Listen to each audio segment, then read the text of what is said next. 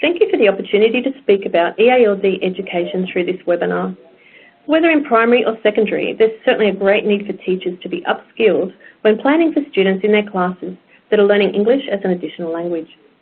I hope that the information and resources presented today will support teachers in understanding their EALD students and be a guide in planning for them. Before I continue, I should clarify that EALD is an acronym for English as an Additional Language or Dialect.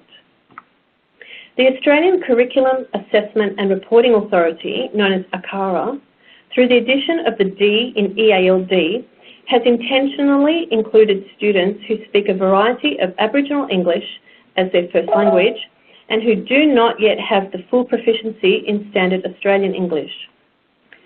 On page 16 of the Capability Framework for Teaching Aboriginal and Torres Strait Islander Learners, it states that Aboriginal English is the name given to dialects of English spoken by many Aboriginal people across Australia. As you can imagine, it would be impossible to cover all the most important aspects of teaching students learning English in this short time frame. So what I'll endeavour to do is present some of the resources I've found most useful, especially in terms of assessment and strategies for language learning, that will be a guide for your further investigation. During this webinar, I'll be discussing the ACARA EALD resources, who are our EALD learners, the EALD learning progression. We'll talk a bit about language, culture and identity. We'll look at some websites to find teaching strategies in the areas of oral language reading and writing. And we'll have a look at the mode continuum, a really important aspect of learning that needs to be understood as teachers plan rich tasks for their students. A great place to start is by looking at the ACARA EALD resource. Just to clarify, ACARA is the Australian Curriculum Assessment and Reporting Authority.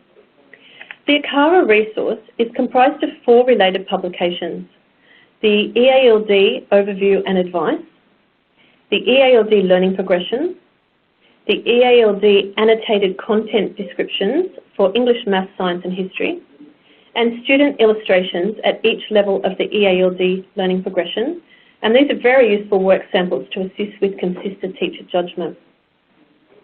The information on the next few slides is directly quoted from the ACARA resource, which has been developed to advise teachers about areas of the curriculum that EALD students may find challenging and why, to assist classroom teachers to identify where their EALD students are broadly positioned on a progression of English language learning, to help teachers understand students' cultural and linguistic diversity and the ways this understanding can be used in the classroom, to provide examples of teaching strategies supportive of EALD students, and direct teachers to additional relevant and useful support for teaching EALD students. Obviously, in Australian schools, learning is accessed through English, and achievement is demonstrated through English. As you'd be aware, each area of the curriculum has language structures and vocabulary particular to its learning domain, and these are best taught in the context in which they're used. For example, if you're a secondary geography or history teacher, it's important that the vocab required to understand the content is taught explicitly. This may require some specific vocab building tasks at the beginning of a topic to ensure EALD students have a sound understanding of the required technical language. All teachers are responsible for teaching the language and literacy demands of their learning areas, and in line with this, EALD students require specific support to build the English language skills needed to access the general curriculum, in addition to learning area-specific language structures and vocabulary. This resource assists teachers to meet those particular learner needs. As stated in the ACARA resource, EALD students have diverse educational backgrounds. They are generally placed in Australian schools at the year level appropriate for their age. Their cognitive development and life experiences may not correlate with their English language proficiency. For example, a student entering Year 8 at an early phase of English language development may already have covered the learning area content for this year level in mathematics in previous schooling, but may not have sufficient English proficiency to understand the teacher's explanation of it or to demonstrate this previously acquired knowledge. EALD students may already speak one or more languages or dialects other than English.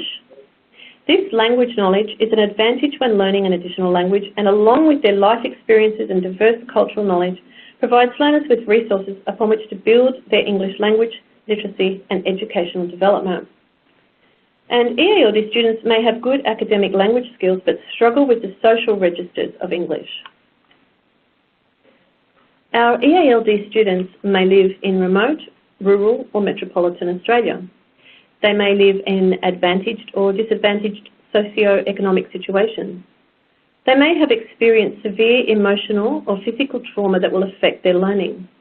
They may have limited literacy experience in their first language, or they may be gifted language learners and have excellent literacy skills in their first language.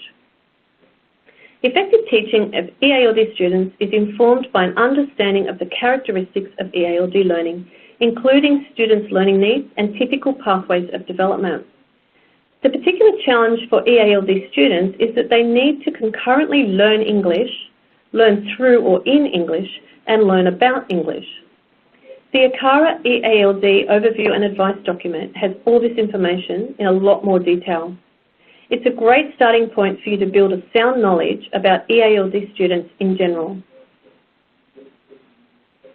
The EALD learning progression describes the progression of English language learning typical of students learning English as an additional language or dialect. It has been developed primarily for teachers who are not EALD specialists. Teachers can use the progression to understand the broad phases of English language learning that EALD students are likely to experience. Identify where their EALD students are located on the progression and the nature of their speaking, listening, reading and writing skills, and to monitor the linguistic progression of their EALD students. By considering examples of EALD students' work, including their speaking and listening skills, teachers can identify linguistic elements and or behaviours that best match those found in the EALD learning progression. This will indicate the level of support that will need to be provided for students to access learning area content. Very briefly, there are 4 phases of language proficiency. Beginning students have some print literacy in their first language. A subcategory, limited literacy background, is included to describe the reading and writing behaviours typical of students with little or no experience of literacy in any language. Emerging students have a growing degree of print literacy and oral language competency with English. Developing students are those who are further developing their knowledge of print literacy and oral language competency with English, and then consolidating students are those who have a sound knowledge of spoken and written English, including a growing competency with academic language. The development of academic language is very important, and we'll discuss this a bit later. As stated in the document, the EALD learning progression provides teachers with a brief summary of an English language learning progression that EALD students typically make. It can take many years for an EALD student to complete this progression. Each of the 4 phases describes a period of significant English language learning development, and there will be differences between a student at the beginning of a phase and a student at the end of a phase. EALD students will move through the 4 phases also at different rates. Some students may move through more than one phase in a school year, while some may take more than a year to move through from one phase to another. I highly recommend this comprehensive course developed by the New South Wales Department of Education for further professional learning in all the areas I've just been discussing. It's important to gain a solid understanding of the EALD learning progression to identify student language needs, and this course will guide you through the different aspects of the progression, including how to apply it to students in your class. All aspects of this course is accessible without a New South Wales Department login. This course, alongside the ACARA EALD learning progression document, will be a great asset to further your professional learning in this area. The ACARA Overview and Advice document states that EALD students bring with them their own cultural knowledge and experiences, and therefore it cannot be assumed that they will have the cultural knowledge and perspectives required for success in schooling through the Australian curriculum. As well as providing guidance on how to promote English language development, this resource provides advice to teachers on how to value and incorporate the cultural knowledge and perspectives of their students. The advice document will assist teachers to provide learning experiences that reflect the identities and experiences of all students in the classroom. It will assist teachers to provide an inclusive and nurturing environment, broaden the intercultural understandings of all students, and identify the assumed knowledge implicit in the Australian curriculum and take steps to make this knowledge explicit to their EALD students. The third document in the ACARA resource is the EALD Annotated Content Descriptions for English, Mathematics, Science and History. The publication contains annotations that describe linguistic and cultural considerations implied by some curriculum content, and it also suggests teaching strategies to better enable EALD students to access the learning described in the content descriptions. The annotated content descriptions for English, Mathematics, Science and History have been developed to advise teachers about areas of the curriculum that EALD students may find challenging and why, help teachers understand students' cultural and linguistic diversity, and the ways this understanding can be used in the classroom, and provide examples of teaching strategies supportive of EALD students. For example, if you look in the English Annotated Content Description document and find Creating Text, the Australian Curriculum Content Description for Year 6 says, students will plan, draft and publish imaginative, informative and persuasive text, choosing and experimenting with text structures, language features, images and digital resources appropriate to purpose and audience. Then you'll find a column that's headed Language and Cultural Considerations. For this particular content description, it suggests that many EALD students, particularly those at beginning and emerging phases of language learning, will not have the written language proficiency required to achieve in this task. As students move into the developing and consolidating phases, they will be able to attempt these skills with support, but their writing will still exhibit first language influence in both linguistic and stylistic features. Then, in the Teaching Strategies column, a third column, the resource suggests that teachers should consider providing text structure frameworks within which to write specific types of text, use model text to demonstrate and explain the steps in a type of text, engage students in teacher-led joint construction of new types of text, provide vocabulary lists of common and necessary information which students have time to study and research prior to the task. I highly recommend that you have a close look at each of the annotations relevant to the stage and subjects you are teaching. This is a very useful resource that includes a large range of support for teachers. It will be of great assistance when planning learning tasks and considering the needs of your EALD students. Cummins states that when educators encourage culturally diverse students to develop language and culture they bring from home and build on their prior experiences, they, together with their students, challenge the perception in the broader society that these attributes are inferior or worthless. It is important to adopt a strengths-based support model in your understanding of EALD students, not a deficit model. Another resource I'd like to recommend is the Peter publication, Tell Me Your Story. I've been leading our EALD book club through this text this year, and we've had some wonderfully rich discussions around student identity and culture as a result. To quote the preface, the book aims to provide practical examples of how teachers in the middle years of schooling can build on their existing programs by incorporating inclusive strategies and perspectives that will support all students to develop language and literacy. Chapter 1 discusses placing student identity at the centre of classroom literacy. The authors investigate the notion that valuing the linguistic and cultural heritage of students is an important way to develop inclusivity and connectedness and to promote well-being and engagement with learning. They also state that by fostering an inclusive creative pedagogy, teachers can meet the needs of students from a range of linguistic, cultural and social backgrounds. This book is definitely well worth a read. The New South Wales Centre for Education, Statistics and Evaluation, otherwise known as CESE, produced a publication called What Works Best? Evidence-Based Practices to Help Improve Student Performance. The first key theme is high expectations. And the fourth point states that a culture of high expectations needs to be supported by effective mechanisms and strategies that support every student's learning needs. This, of course, includes EALD students at all levels of language acquisition.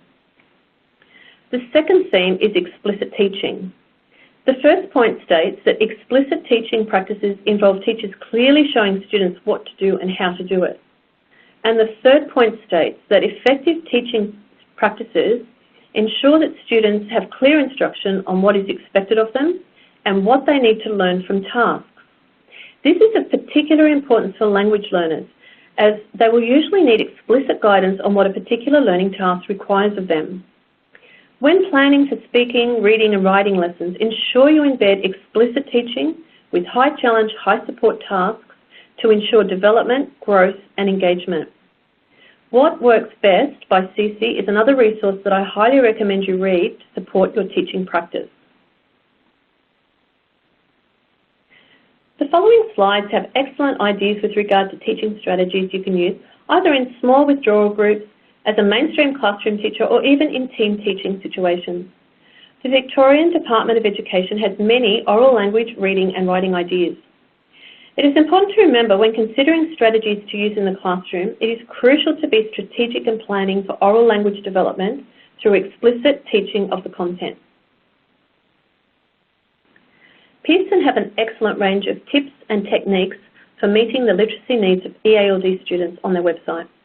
Two areas of particular interest that is covered include information on allowing the use of first language within the classroom and also managing silent periods. I highly recommend Marjorie Hertzberg's book, Teaching Language Learners in Mainstream Classrooms. The preface states that the purpose of the book is to assist mainstream teachers who may have minimal or no specialist assistance to cater for the English language learning needs of their students across all subject areas. The first 3 chapters provide a foundation for the following chapters by examining a more general theory of English language learning. The next 4 chapters look specifically at teaching and learning strategies to assist students' development of academic language across a variety of subject areas. It's important to understand the difference in EALD students being proficient in conversational English and then making the move to academic language proficiency, and it's also important to be aware of strategies to support students in making the transition between the two. Hertzberg discusses this in detail and cites the works of Cummins in her book. Cummins explains the learning of language as progressing from BICS, basic interpersonal communication skills, to CALP, cognitive academic language proficiency. Since about 2007, Cummins has been using the term conversational English to replace BICS and academic language proficiency to replace CALP. Cummins argues that it takes about 1 to 2 years to attain conversational English and about 5 to 8 years to develop academic language proficiency. Hertzberg points out that this diagram illustrates the difference between spoken and written modes along a continuum from most informal and contextualised to most formal and decontextualised. Hertzberg continues to discuss this, noting that being competent in basic social interactions is not enough for academic achievement. Academic language proficiency refers to the language choices needed within a particular field, and it's this academic language proficiency that must be addressed in our teaching. Generally, spoken text is usually informal and longer than written text. Informality is a key element especially, and slang is often a feature. So in light of this, we're working to moving students from the spoken to a more academic, formal writing mode. The mode continuum can be used as a planning tool. When you're planning a task, consider whether there is a need to develop understanding about the academic language required to complete the task, especially if students will be recording their findings in written form. Or on the other hand, activities will sometimes be more informal and conversational. The mode continuum demonstrates the importance of hands-on, face-to-face engagement in the oral language mode, and then working slowly along the continuum with high levels of support, moving from the here and now towards the more reflective end of the continuum. Remember, you're assisting students to move from spoken-like to more written-like language. It's really important that you grasp the concept of the mode continuum as you plan tasks to help your students move from conversational language to more formal academic language proficiency. This, of course, relates to all key learning areas of the curriculum. I hope this webinar gives you a solid starting point with regard to understanding who our EALD students are and providing quality Australian-based resources that will assist you as you plan for teaching your EALD students. There are also several social media EALD groups, including Facebook and Twitter, that you may also wish to join to widen your knowledge base and ask more specific questions.